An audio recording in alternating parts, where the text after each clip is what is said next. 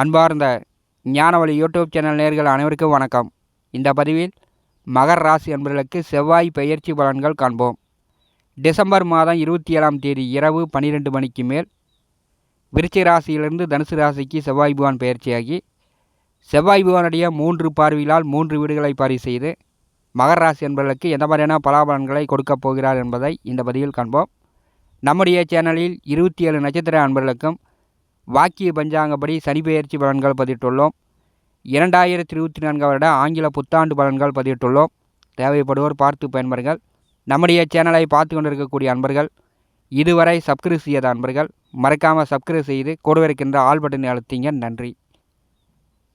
2024 வருடம் பிப்ரவரி மாதம் 5ஆம் தேதி வரை ஒரு 41 நாட்களுக்கு தனுசு ராசியில் செவ்வாய் பகவான் அமர்ந்து 3 வீடுகளை பார்வை செய்து மகர ராசி என்பவர்களுக்கு பலாபலன்களை வழங்கப் போகிறார். மகர ராசிக்கு 4ஆம் வீட்டிற்கும் லாபத்திற்கும் அதிபதியானவர். மகர ராசியில் செவ்வாய் பகவான் உச்சம் அடைகிறார். செவ்வாய் பகவான் என்றாலே மண் நிலம் பூமிக்காரகன். மகர ராசியில் பிறந்தவர்களுக்கு நிலபுல சொத்துக்கள் இருக்கும். பெரும்பாலானவர்கள் விவசாயம் மண் சார்ந்த தொழில் வேலை செய்து கொண்டிருப்பார்கள். மகர ராசிக்கு 12ஆவது வீட்டில் செவ்வாய் பகவான் மறைவது ஏறத்தாழ ஒரு 2.5 வருடத்திற்கு மேலாகிவிட்டது. செவ்வாய் பகவான் 12ஆம் வீட்டிலே மறையும் பொழுது 4ஆம் இடமான சுகஸ்தானத்தில் குரு பகவான் வக்கரம் நிவர்த்தி அடைந்து குரு பகவான் பார்வையில் செவ்வாய் பகவான் அமர்கிறார். செவ்வாய் குரு பரிவர்த்தன யோகம். முதல் 19 நாட்கள் சூரியனுடன் செவ்வாய் கூட்டணி சேர்ந்து 12ஆம் வீட்டிலே அமர்ந்திருக்கிறார். தந்தை வழி உறவுகள் மூலம் மகர ராசி என்பர்கள் பகைத்து கொள்ளாதீர்கள். சங்கடங்களை ஏற்படுத்தி கொள்ளாதீர்கள். கொஞ்சம் கவனமாக இருங்க. வண்டி வாகனங்களில் செல்லும் பொழுது பொறுமை மிக மிக அவசியம். உடல் ஆரோக்கியத்தில் நீங்கள் தான் பொறுப்பு எடுத்து ஆரோக்கியத்தில் கவனம் எடுத்து கொள்ள வேண்டும். ஏன்னா விரயத்திலே செவ்வாய் சுகஸ்தானாதிபதி விரயத்திலே மறையும் பொழுது மகர ராசி என்பர்கள் உடல் ஆரோக்கியத்தில் கவனம் எடுத்துக்கொள்ள வேண்டும்.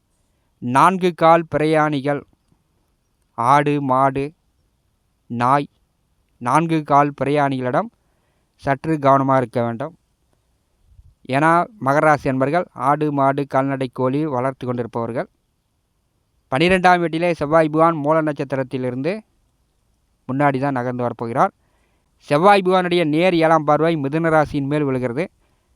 மகர ராசிக்கு 6ஆவது இடம். அங்கே திருவாதிரை நட்சத்திரம் இருக்கிறது. ஆண் நாய். அதனால் 4 கால் பிரயாணிகளிடம் மகர ராசி என்பர்கள் மிக மிக கவனமாக இருக்க வேண்டும். செவ்வாய் பகவான் என்றாலே இரத்தக்காரகன் சகோதரக்காரகன் தைரியம் வீரம். 12ஆம் வீட்டில் மறையும் பொழுது லாபங்கள் குறையும். விவசாயம் மண் சார்ந்த தொழில் செய்து கொண்டிருப்பவர்களுக்கு பயிர் நல்ல மகசூலை தராது. அரைங்குறையுமான வெள்ளாமை தான் எடுக்க முடியும். சோபகிருது வருடம் சித்திரை மாதம் 8ஆம் தேதி மீனராசியிலிருந்து மேசராசிக்கு குருபகவான் பெயர்ச்சியானார். இந்த 2023ஆம் வருடம் பெரும்பாலும் மகர ராசி என்பவர்களுக்கு விவசாயத்தில் போட்ட முட்டுவலி செலவை எடுத்திருக்க முடியாது. அரையும் குறையுமான வெள்ளாமை தான் எடுத்திருந்திருப்பீர்கள். அது இன்னொரு 4 மாத காலம் மகர ராசி என்பவர்களுக்கு தொடரும். 12ஆவது வீட்டில் செவ்வாய் பகவான் அமர்ந்து செவ்வாய் பகவானுடைய 4ஆம் பார்வையால் மீனராசியை பரிசுகிறார். மீனராசியில் ராகு பகவான் அமர்ந்திருக்கிறார். மகர ராசி என்பவர்களுக்கு தன்னுடைய வீட்டை விட்டு உள்ளூரை விட்டு வெளியூர் வெளியிடம் இடம் மாற்றங்கள் இந்த எதிர்வரக்கூடிய ஒரு 41 நாட்கள் பெரும்பாலும் மகர ராசி இளைஞர்களுக்கு ஏற்படும். பூரிய சொத்துக்கள் சார்ந்த பிரச்சனைகளை தீர்த்து கொள்ளலாம். தந்தை காலத்துக்கு பிறகு பூரிய சொத்துக்களை பாகப்பிரிவினை செய்யக்கூடியவர்கள் பாகப்பிரிவினை செய்து கொள்ளலாம். வீடு நிலபுல சொத்துக்கள் பாகப்பிரிவினை செய்யக்கூடியவர்கள் பாகப்பிரிவினை செய்து கொள்ளலாம். 3ஆம் வீட்டை செவ்வாய் பகவான் பார்வை செய்யும் பொழுது இடமாற்றம் தொழில் விஷயமா வேலை விஷயமா குடும்பத்தை விட்டு வீட்டை விட்டு இடம்பெயரக்கூடிய நிலையும் மகர ராசி அன்பர்களுக்கு ஏற்படும்.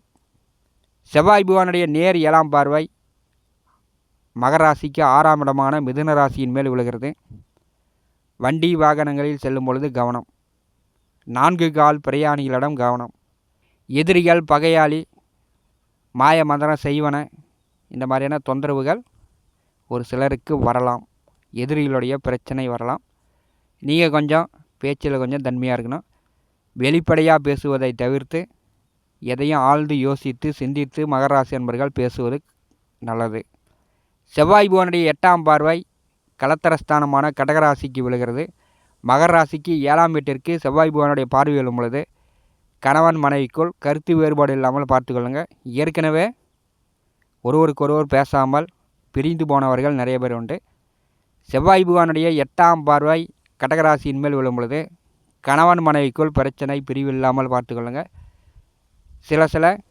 சிறு சிறு மருத்துவ செலவுகளும் ஏற்படுவதற்கான வாய்ப்புகள் உண்டு. 7ஆம் வீட்டை செவ்வாய் புகான் பார்வை செய்யும் பொழுது நண்பர்கள், உறவினர்கள், தொழில் பார்ட்னர்கள் வழி ஆதரவும் ஒரு சிலருக்கு மகர ராசி அன்பர்களுக்கு ஏற்படும்.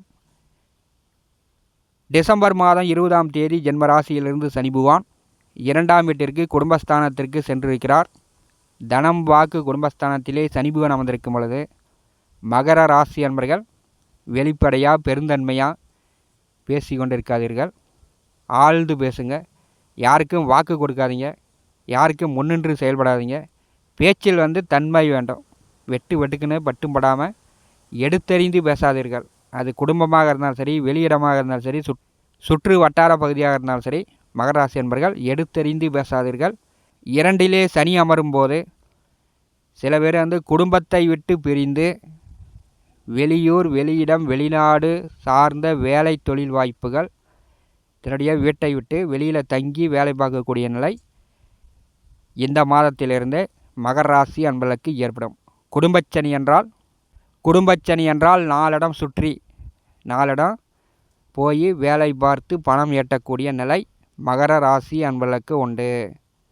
4ஆம் வீட்டிற்கும் லாபத்திற்கும் அதிபதியானவர் 12ஆம் வீட்டிலே மறையும் பொழுது பாத யாத்திரை, கிரிவலம் செல்வது மகர ராசி அன்பர்களுக்கு எதிர்வரக்கூடிய ஒரு 41 நாட்கள் சிறந்தது.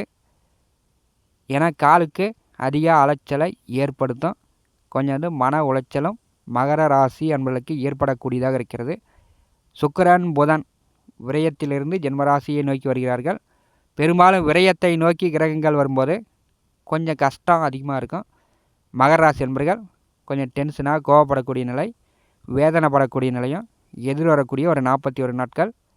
12ஆம் வீட்டில் சுக்கிரன், செவ்வாய், புதன் இவிலிருந்து 4 கிரக கூட்டணி வரும்போது முதல் 19 நாட்கள் செவ்வாயுடன் சூரியன் கூட்டணி சேரும் பொழுது குருபுகான் 4ஆம் வீட்டிலிருந்து பார்வை செய்கிறார். உடல் ஆரோக்கியத்தில் சற்று கவனம் எடுத்துக்கொள்ளுங்கள். தந்தை வழி உறவுகளிடம் பகைத்து கொள்ளாமல், சங்கடங்கள் ஏற்படுத்தி கொள்ளாமல் இருப்பது மகர ராசி அன்பர்களுக்கு சிறந்ததாக இருக்கும். இந்த காணொலியை பற்றி உங்களுடைய மரண கருத்துக்களை நம்முடைய கமெண்ட் பாக்ஸில் பதிவு செய்யுங்கள். என்னுடைய ஜோதிட கணிப்பிற்கு மிகவும் பயனுள்ளதாக இருக்கும். நண்பர்களை நம்முடைய சேனலை பார்த்து கொண்டிருக்கக்கூடிய நண்பர்கள், இதுவரை சப்ஸ்கிரைப் செய்யாத நண்பர்கள் மறக்காமல் சப்ஸ்கிரைப் செய்து கொடுவிருக்கின்ற ஆல் பட்டனை அழுத்திங்க. தினந்தோறும் ஜோதிட பலன்கள் பதிவிடப்படும். உடனுக்குடன் பார்த்து பயன்பெறுங்கள். நன்றி, வணக்கம்.